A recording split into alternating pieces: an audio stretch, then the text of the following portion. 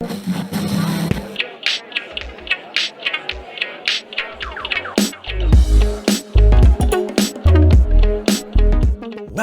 to Backseat Confessions Podcast. Slide into the backseat as we listen to mostly anonymous strangers tell us stories from their lives. I'm a rideshare driver in Atlanta, and the people getting in my car have absolutely no idea I'm going to ask them to share. My commitment to you is to tell at least a snippet of virtually every story recorded in my car in the order they were told to me. My hope is that you laugh, cringe, cry, but mostly connect to these amazing people. You may find a piece of your own story, or just feel more connected to the rest of us. Join us, won't you? So, hey, my new friend, this is an adult podcast. Themes and languages are definitely not suitable for everyone. Listener discretion is advised.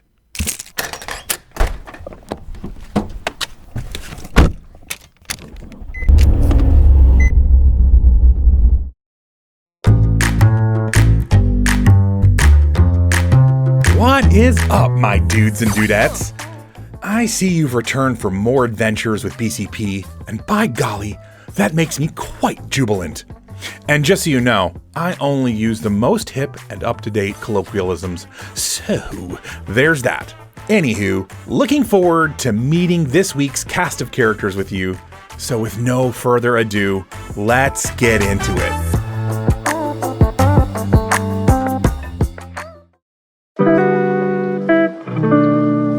Our first new friend today tells us how our first trip with Molly turned her from a touch me not into touch is my favorite love language type of gal. Story number 186. Sunday, March 14th, 2021, 1:47 a.m.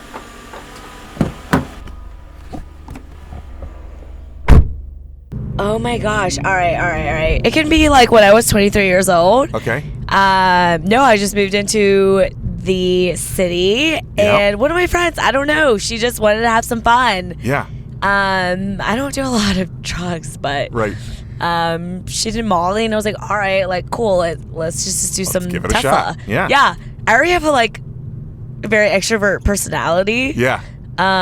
So she was like, yeah, like let's just do this. We're gonna go to Gold Room. Yeah. Oh wow. So you were doing all the stuff. Oh, we were doing everything. So Such an Atlanta night, by the way. Oh my gosh. Absolutely. Molly and Gold in the Gold Room. That's hilarious. Yes. Oh my God. So much fun.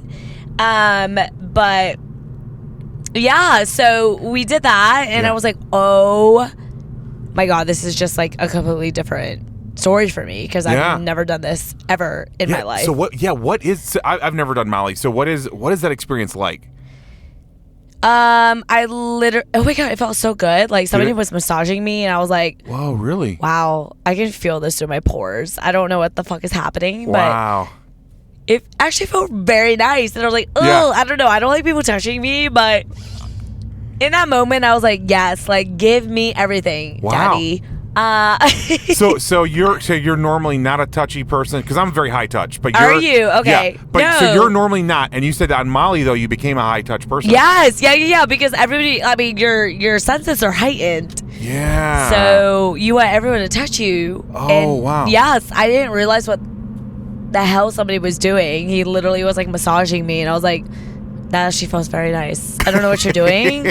It's not creepy at all because I fairly enjoy this. So I love this so much. So you got a massage from a random stranger. Yes. What else happened on your Molly experience? Oh my gosh, no, I just felt like I stayed up all night. I stayed up till 6 a.m. Wow. It was weird, yeah. So we went home and I literally told my Uber driver to turn the music up so I could feel it through my body. Oh yeah. Yeah, he was playing like rap music. I was like, oh my gosh, this is amazing. Like, I feel like I am one with the music. The rap oh my gosh. song. Yeah, that's incredible. Right, because it like you said, it totally tunes up your senses from what I've heard. Wow. Absolutely. Man. It was so much fun. By the way, this has nothing to do with anything, but you sound like Miley Cyrus. Have you ever been told that? Can you say that one more time? Hold on. I got to record that because this is so much fun. Okay. All right. You sound almost exactly like Miley Cyrus. Do I? Yes, you really do. Like if I had my eyes closed and I was told to guess who is this person and I couldn't see you, I'd be like, oh my gosh, it's Miley Cyrus. You're like, your voice is a total doppelganger for her. And you've got, how she's got that kind of like upbeat personality as well, and you've definitely got that vibe too, like you're happy-go-lucky. Yeah, you know what? I get that a lot. You're like the Asian Miley Cyrus. It's so funny. Wait, I feel like I can get that. Oh my gosh. You probably get it way too much. I know, but it is what it is, right? Well, thank you so much for sharing tonight and for at least making me smile, and hopefully somebody else is gonna pick up on all your wonderful energy and vibes. And oh my gosh, I hope so much. Thank you so much for having me. This was so much fun. My pleasure.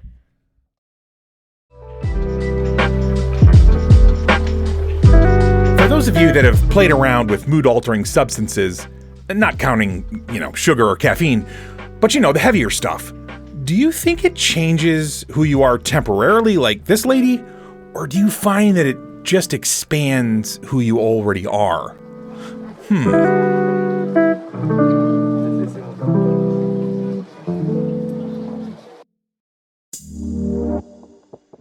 This next writer has a background, like many folks I talk to, where her upbringing, it's a little spotty, and she has to be careful on where she draws her inspiration from. But I think she's doing a hell of a job figuring it all out. Story number 187. Tuesday, March 16, 2021, 12:44 a.m.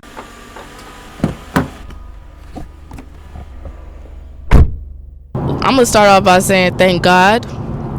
Yeah. Literally, thank God. Growing up, it was really hard. It was just tell me a little bit not about having that. Both parents. It was just I had to basically figure it out. Trying to help my mom. My mom was my dad and my mom. And by the time I graduated high school, first of all, my mom didn't think I was gonna graduate.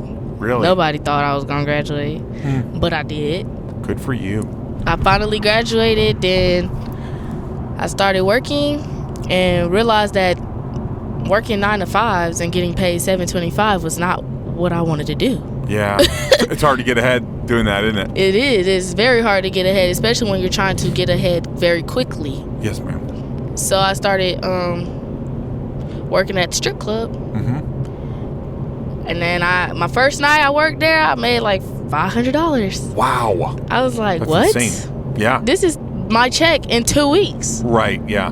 I think I'm gonna stay. Yeah. Right. So basically, I got in the club. I'm not gonna say addicted. Okay. But I could really, I just enjoyed the money. Right. Yep.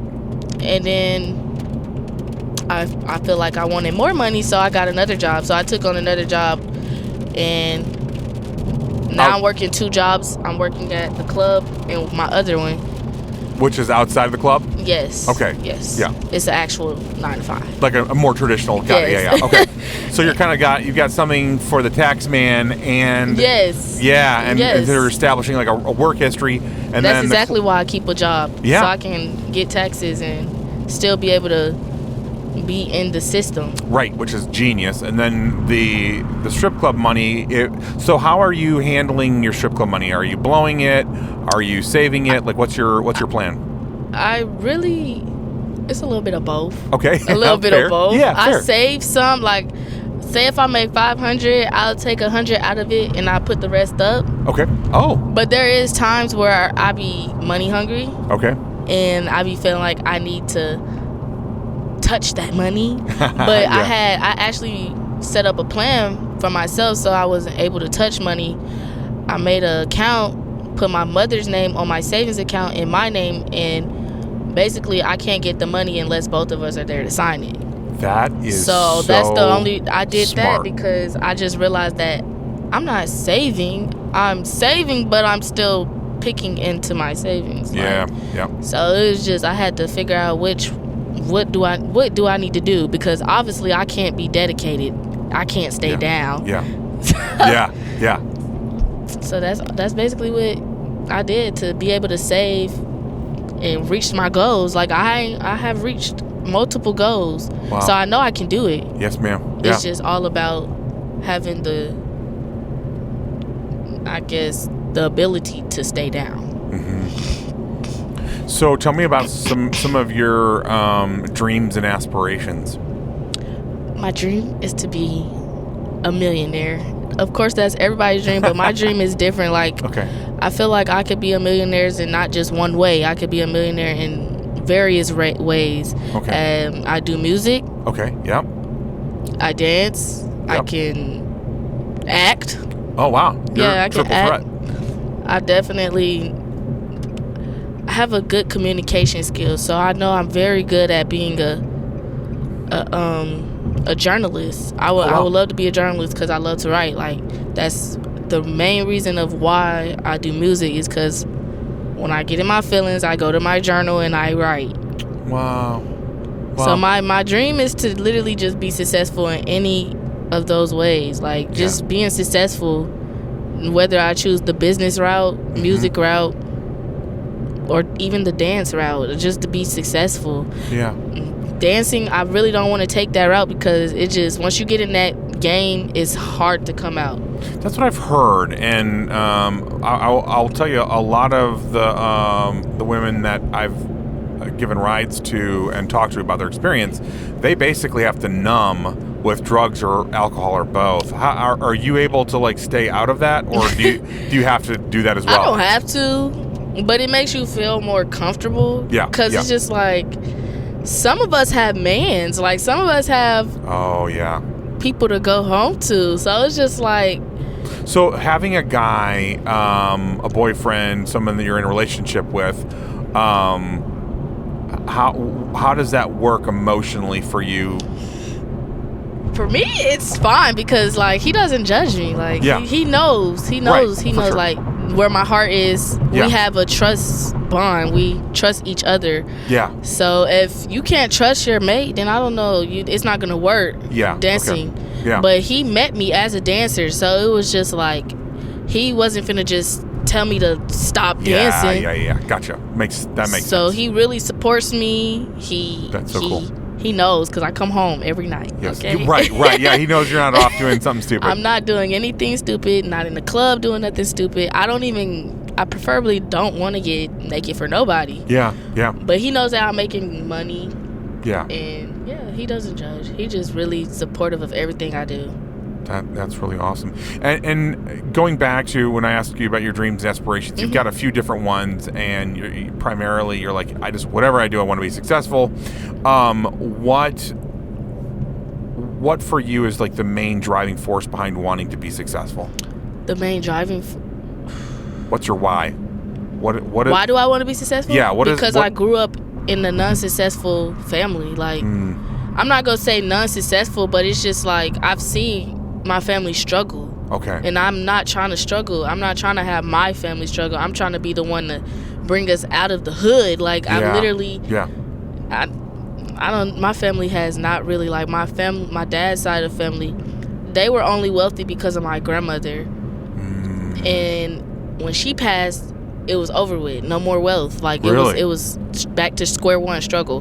Then on my mom's side, they're not wealthy at all. Like, they struggle. They're in Texas in a small town, miserable. They have nothing good to do with their life. They don't want nobody else doing good for themselves. So it's just like, I'm not trying to be like my family. Got it. Okay. I'm trying to be so much different. I'm trying to put our family on the map. Like, I don't want to be that one. I just grew up I don't know. I grew up in a negative environment. It was very negative. Well, what surprises me about you, though, is, of course, we talked a little bit before you started telling me your story on the podcast, but you're such a genuine person. You seem to be a person that has, like, integrity, and you're kind, and they're just like all these things that I don't normally see from maybe people that have your background. So what is your secret? Was there something in the way you were raised? Is it just tell me about that. It's really my mom. Like, my mom grew up in an abusive family. Like I said, her family is just negative. They don't want to see nobody doing better than them. Okay. And so she literally didn't want none of that for her kids. So she moved us away from them, and she raised us differently. And my grandmother, on my dad's side, she was a Christian. Like she had me in the church all the time. I was raised differently. Like my mom, even to this day, she instills the spiritual world into us. So it's just, I don't let, especially after losing my father passed, I got real humble. Wow. I started to get humble because I just realized, like, he wouldn't want me to be crying like this. Like, he did just stay happy. Wow. Because literally, I realized, like, as the more happy and the more good I do towards people, the more good comes back. Even if they do me wrong, nothing bad happens to me, but something might happen to them. You know what I'm saying? Right, like, that's not how I like to think of it, but it's just... No, I know what you mean, though. It's just me being a good person. No good ever comes to anybody that treats me bad, because I'm genuine. I don't have, like you said, genuine. Yeah. I give anybody my shirt off my back. Yeah. But it only takes one time to cross me. Once you cross me, it's over. It's no more dealing with you. I can't, because it's just like, I trust it. Yeah. I trust everybody. I give everybody a chance, literally. Yeah. But once you mess it up, you messed it up. Yep. And then you got to move on. I don't judge nobody. Yeah. No, that makes sense. Yeah, it's really interesting. So it sounds like, obviously grandma and your mom are these two very powerful figures in your life that have helped shape a lot of who you are. That's really amazing. Especially my grandma. Like, my grandma had a lot. She had the most. My grandma raised me basically like she. Wow. My mom was a hardworking mother, so she was always at work. So my grandma was the one who was taking care of us, and of course her son left me, so she was feeling bad. So she was just like, I need to raise this little girl. Like, my son can't do it. Yep. Well, he didn't want to do it. It's not like he couldn't. He wasn't trying to. So me and my brother was just left with no dad, but we had our grandma. Yeah. She made sure we had everything. Like, everything I wanted, I got because of her. Wow. I didn't have to struggle, and that's why I don't want my family, like the next generation, to struggle at all. I don't. I love that a big part of your heart is to change the legacy of your family line. I think that's so amazing. Somebody got to do it, because like my family in Texas, I can't show sympathy to them, because it's just every time you start doing good, they try to knock you down. So it's just, I just leave them alone. Yeah. I just start to leave them alone. And once I started leaving them alone, I realized how much my vibration started just uplifting. Like, wow. It's dealing, the people you deal with, it has a big big impact. 100%. No, you're so right. How did you get a chance before your dad passed to, like, patch things up or repair that relationship, or is it just sort of is what it is? Let me tell you. Tell me. My real dad left me, okay. But my brothers and sisters' dad is who raised me since I was 1. Okay. So that's the one who passed.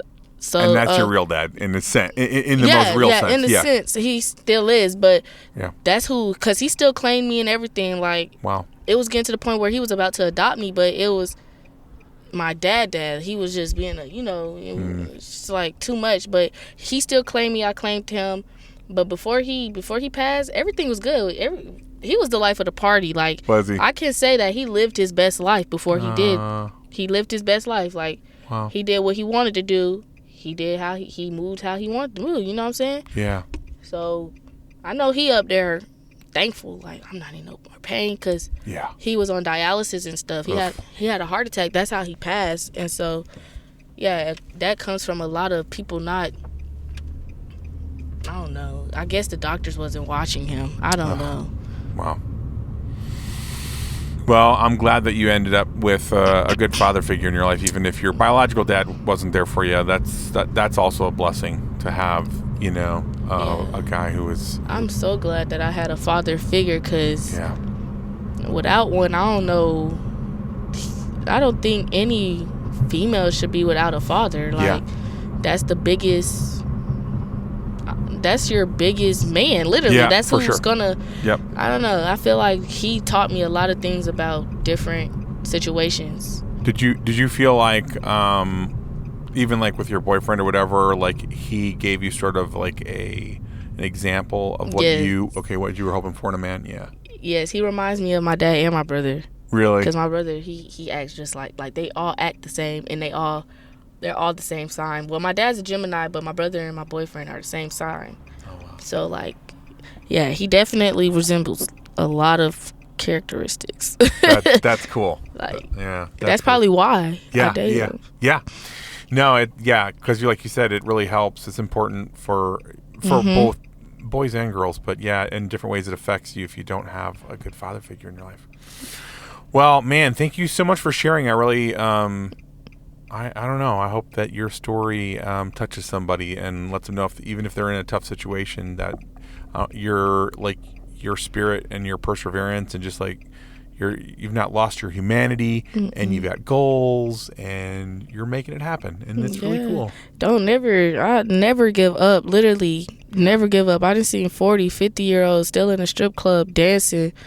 And just now making it, but they never gave up. Yeah, they made poor choices before. Right. But they came back and fixed them choices. Like, wow. That's why I say don't ever give up. Still young. I'm still young. I'm only 20, and I'm still accomplishing more than average people by the age of 20, but I still got a lot of living to do. Yeah. So, yeah. Oh, it's amazing. Well, thank you so much for sharing, BP. Yeah, you're awesome. You're welcome. Thank you.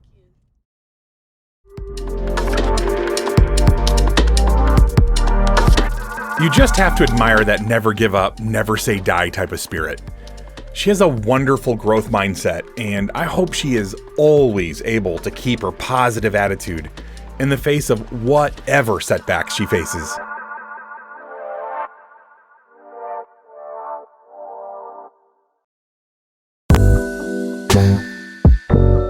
Our next contributor feels like someone directly out of High Times magazine or something. Not super easy to understand, but definitely a crazy story. Story number 188. Tuesday, March 16th, 2021, 2:25 a.m.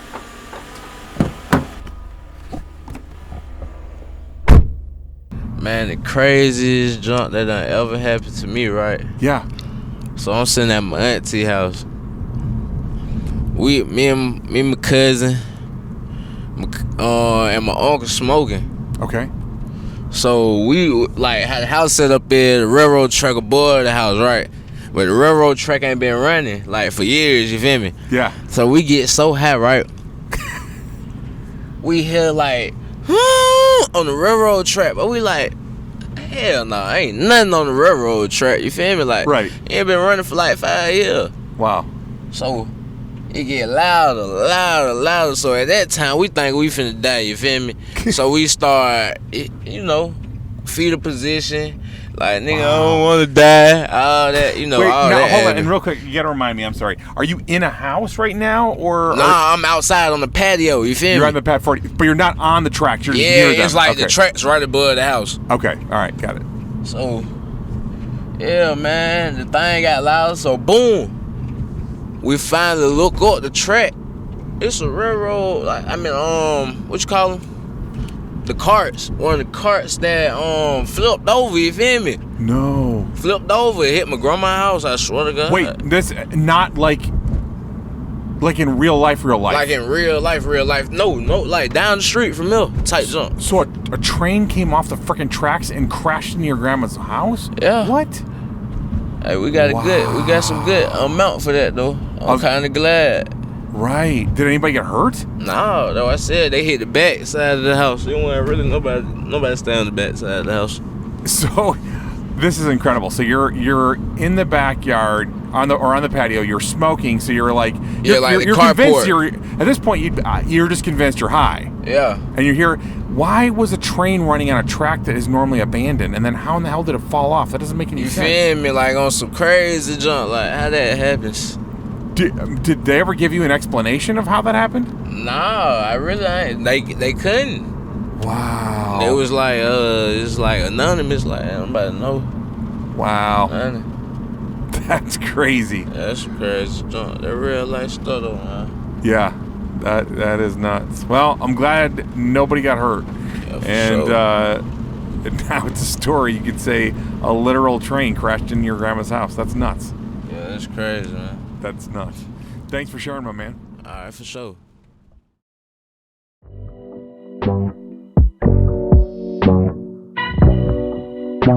So, yeah, that happened.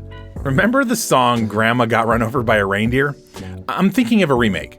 Grandma's house got run over by a railroad car, but now she's got lots of money because I had to pay. Anyways, just something I'm workshopping right now.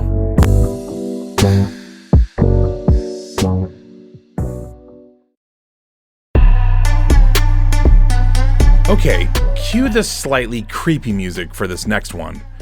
I have to give big kudos to this young lady because she seems to be able to keep her composure pretty well intact. But this is not what we want to be dealing with from our Uber drivers. Story number 189. Tuesday, March 16th, 2021, 2:28 a.m.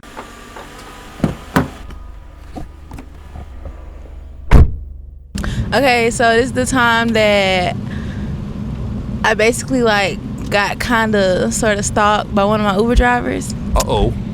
And so basically this is when I was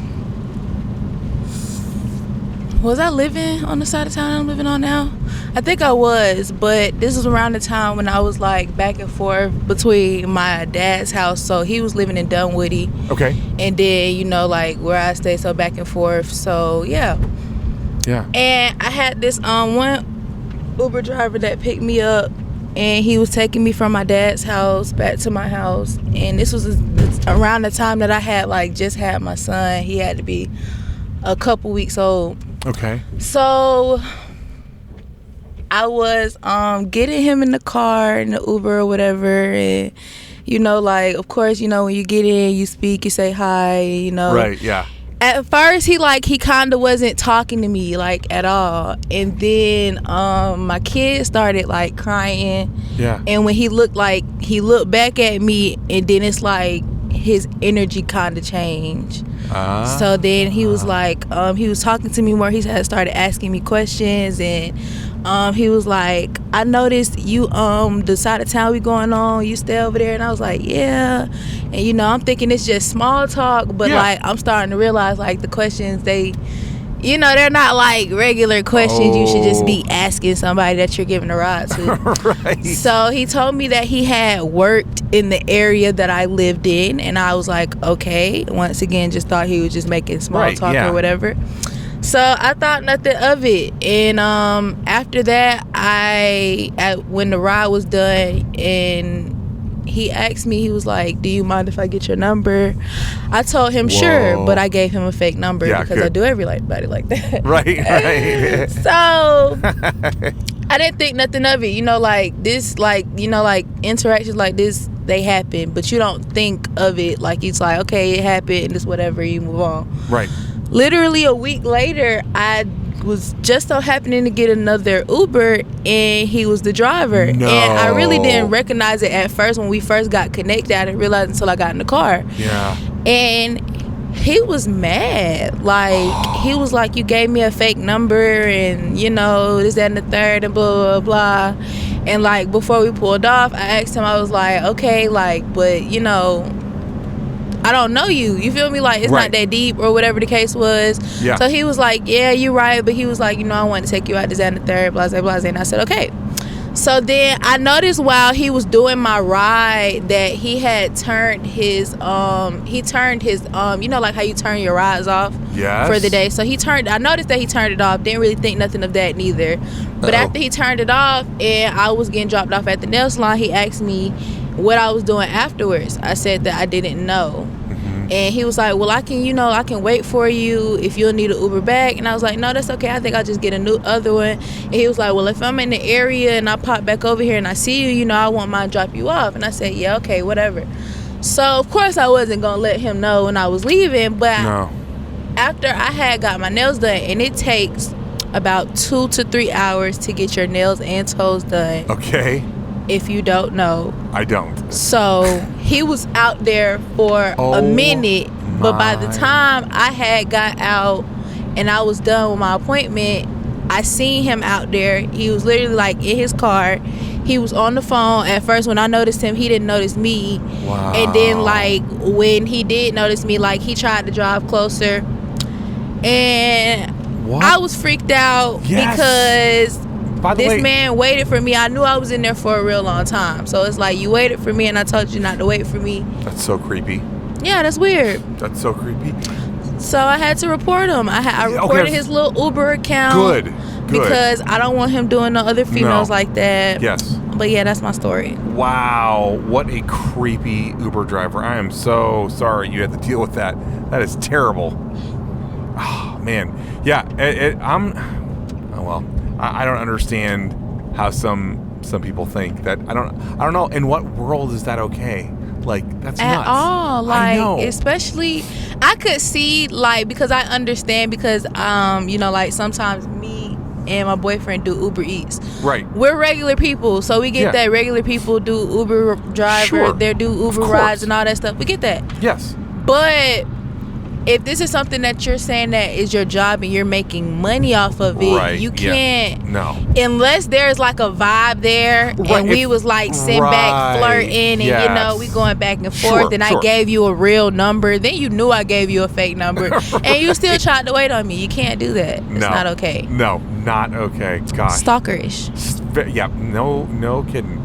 Well, I'm so glad. Has he bothered you since then, or has he gone away? No, after because I guess the report that I had filed with Uber, I guess it was like so intense when they read it. Like they had emailed me and all of that, and I had to, literally give them like a statement of what had happened. And from what I was told, that he's not allowed to, use the app anymore to, make money. But good. Yeah. Well, good riddance. Well, and I'm glad you're safe. That's important. Thank you so much for sharing your story. Thank you. Well, like I said, there is just no excuse. I mean, did no one teach him about the way we do things in society? Especially as a dude trying to pick up a young lady. This is the way to hit all the panic buttons at once. And we have to trust these folks to take us from place to place. And the last thing you want to have to worry about is getting stalked. Yikes.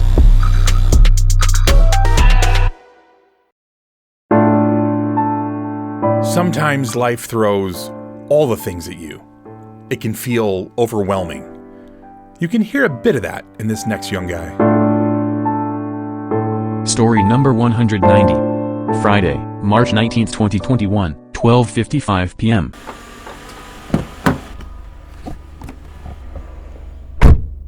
Okay, well, so recently, I would say Monday, we just found out that my grandmother was we just found out that she had breast cancer, actually. Oh, man, which is one of the reasons why I'm actually doing this right now. Okay.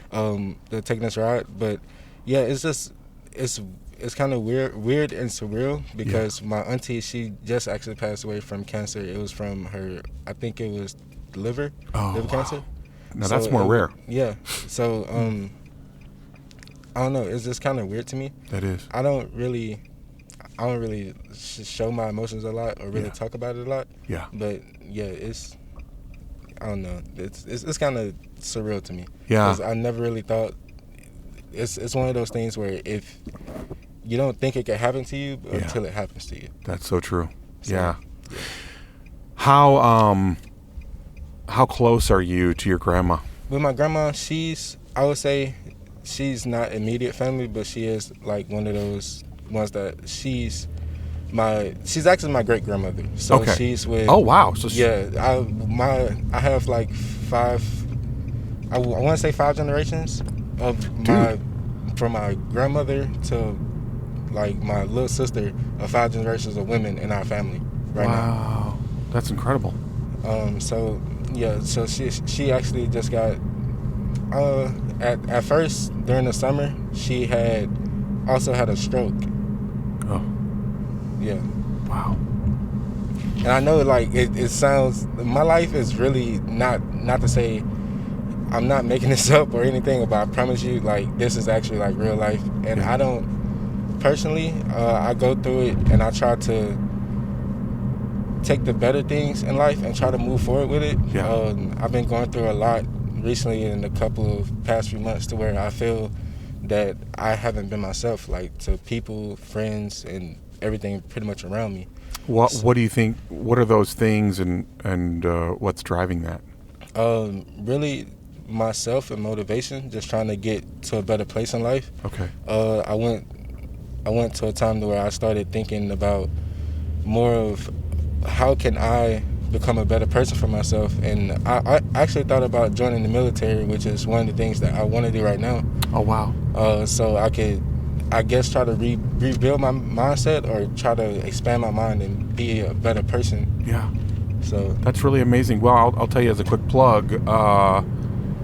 My son, my youngest son, is a Marine. And just joined last year, and if that's at all in your mind, off podcast, I'll give you a really good recruiter to talk to. He's such a good guy if you want to do the Marine route, but I don't know if that's the branch you want to do. Yeah. But that's literally the reason my son did it, is he was just like, man, he knew he was a kid with all this talent and all this stuff going for him, but he would find himself in like these periods of like just kind of like no motivation, no whatever.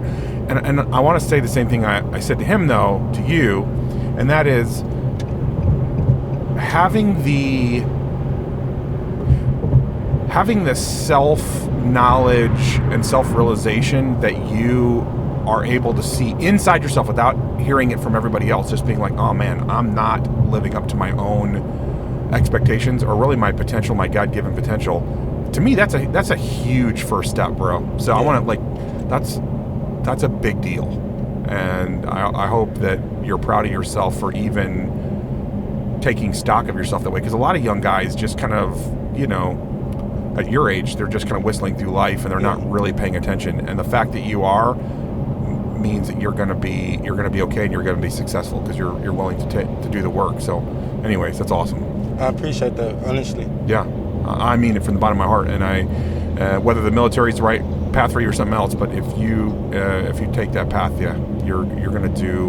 It's gonna be hard. It's gonna, especially the military. They, like I could connect you with my son. I mean, it's no joke. The Marines kick your ass, and it's not fun.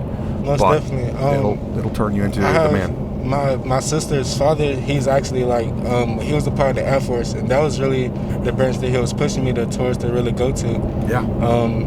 But I don't know, when I was in 10th grade, I also did JROTC, and it was the Air Force. Yeah. And so that's kind of why it was kind of like I actually enjoyed it. Yeah. So it was more like I wouldn't mind the lifestyle, and I actually kind of love it. And it'll be better for my kids and everything else to look out. Well, and the Air Force is where the smart people go, right? Yeah. I love it. So if you've got the aptitude for it, that's fantastic. Most definitely. That's amazing. Well, I sincerely hope that your grandma, or your great grandma, yes, sir. That she gets better. It's how old is she, by the way? I want to say around 56 going on to 60. Wait, she can't be your great grandmother. I promise you, my actual grandmother is around 48, 49. My mother had me when she was 15 years old. Okay, okay. Because wow. Yeah. All right. Fair enough. I stand corrected. God, you're great. So if your great grandmother holds it together and comes out of this, which pray to God she does, she could be a great grandmother in 20 years. Yeah, hopefully. Yeah. Well, if that's how it goes. That's God's calling. Wow. But yes. Wow. Crazy. Yeah, man. Well, thank you so much for sharing. And I know there's always people. I always feel like one of the many purposes of this podcast is I hope that people who are in all kinds of different life circumstances hear these stories and know that they're not alone, and then maybe even get a little bit of encouragement and hope from it. So thank you so much for sharing kind of like where you're at, and I appreciate it. Most definitely. Me personally, I really did get a lot from you, and I really do appreciate this because not a lot of people do this. Yeah. And it's great to have somebody to come and check up on you once in a while, at least give out that knowledge or show the appreciation that somebody does love you and does care. I really do appreciate that. Thank you, bro. Man, that makes my heart warm. But thank you. Yeah, I really, that means a lot to me. Most definitely.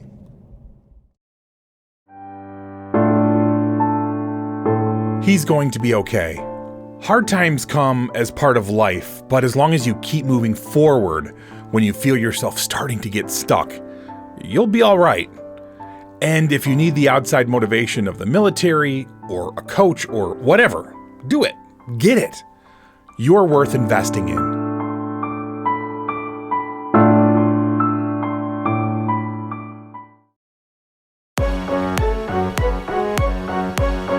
There are these moments in life when your life flashes in front of you, and it's usually when we're faced with our own mortality and come face to face with death. This young lady has a very dramatic such moment. Story number 191. Friday, March 19th, 2021, 7:22 p.m.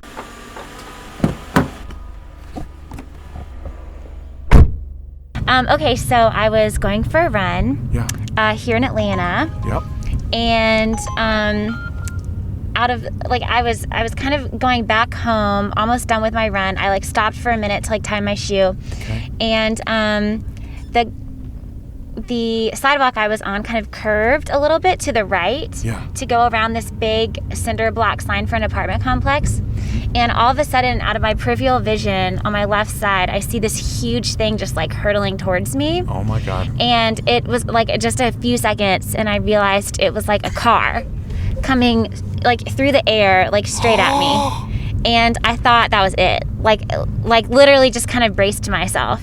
And it ended up going right over my head. Wait, are you freaking kidding me? No. So it was actually right down here on Peachtree, going towards Buckhead. So what happened was, what actually ended up saving me was he was going so fast that his car hit the side of the road that kind of lodged it up, and then he hit that cinder block sign, the one I had just ran across, and the sign, he was going so fast, it lodged his car up in the air. Oh my God. And it actually went straight over my head. Girl, that is something out of a movie that if I saw it, I'd be like, that's so funny. It was crazy. It ended up going back in the street, and then it rolled over probably 2 or 3 times. And all these people, it was kind of in front of a nursing home and the apartment complex. People were sprinting towards me. Yeah. This one older lady started praying over me. Oh my God. And everybody, this other girl was crying, and she told me I thought that I saw someone literally die. Yes. And it was crazy. Actually one of the firefighters ended up coming giving me a lottery ticket. Yeah, it was nuts. That was a really crazy thing that happened to me, and it ended up he was a drunk driver. And it was in the middle, it was maybe 5:30 in the afternoon around the summer, and he was going 65, 70 miles an hour down a 35 mile an hour, and he was swerving in and out of traffic, and he just lost control of his car. So, do you believe in protecting angels and stuff now? I mean, yeah, possibly. It was right? pretty. I mean, oh my God. It was pretty. That's pretty intense. nuts. Yeah, I couldn't run again for months, and my dad finally came over one day and made me lace up, and he just started going for runs with me. Good. Oh, what a good dad. That's freaking awesome. Yeah, because that's ultimately, if that's something that you love and gives you energy or release or whatever. Oh yeah, for sure. But let me tell you, I wince all the time. Anytime any car ever comes quickly, I brace myself every time now. Mm-hmm. Yeah, I remember when I was young, I was a teenager, got into an accident, and just being in an accident, and I didn't get hurt, and luckily I don't think anybody else got hurt, but just the trauma of that. And then when I drive, I would always be kind of cringy. Yep. Yeah, you just kind of, I can't even imagine. And I had a whole car, I had an SUV around me, so I was pretty safe ultimately, but good Lord, being out there by yourself is just a, oh wow. It was tough. crazy. It's crazy to think about stop. I stopped to tie my shoe, I remember, and just little things that could have happened differently. Wait. So when this car flew over you, you were down tying No, your shoe? No, I wasn't. But just thinking about the timing of if I had run a little bit faster, a little bit slower, if I'd like I stopped in the middle to do like a little bit of like stretching. So if I had been in front of that sign, I would have been not here. Toast.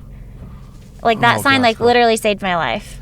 That's craziness. Yeah, it is. That's my crazy story. I love it. I love that you're alive and that you didn't get hurt. And I guess this idiot hopefully didn't hurt anybody or himself. I mean, I'm sure he hurt himself. His car rolled over.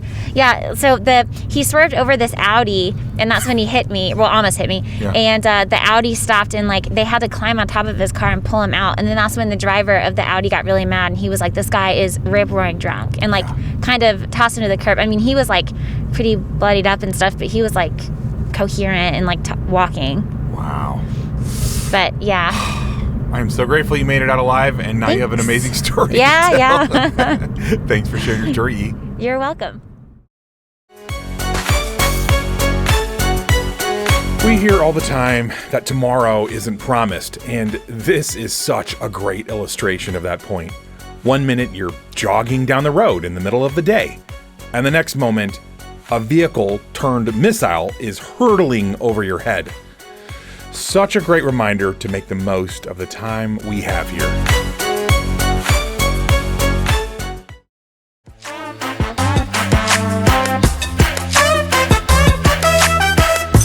As we start cruising towards the garage and winding this trip up, there are at least 3 stories that have elements of reminding us how life is fleeting, actually. The guy that had a train hit his grandma's house, the guy that had 2 people in his family pass from cancer, and of course our last lady dodging a flying car while out on a run, all point to this fact of the tenuous nature of our existence. At the same time, we as humans are incredibly resilient, so there's a natural tension there. My hope for all of us is that we find the joy and gift it is to be having this human experience with all of its impermanence and yet deep meaning. Well, on that thought, I'll see you next time.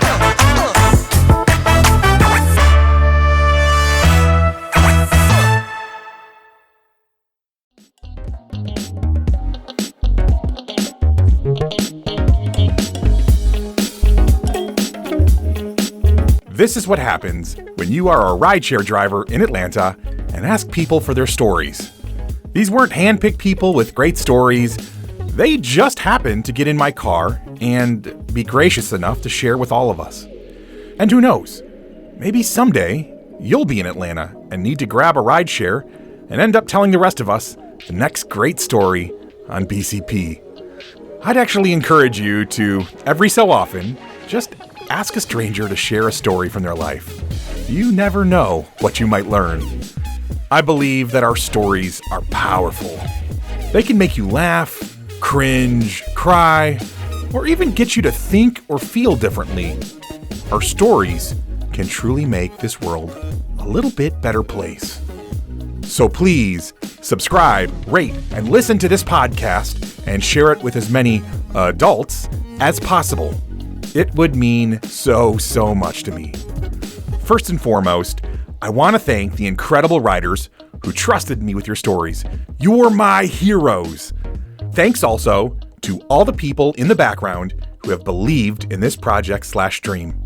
All of the music on this podcast was found on pixabay.com, and it was free, which is an amazing gift when you're starting a podcast on a shoestring budget.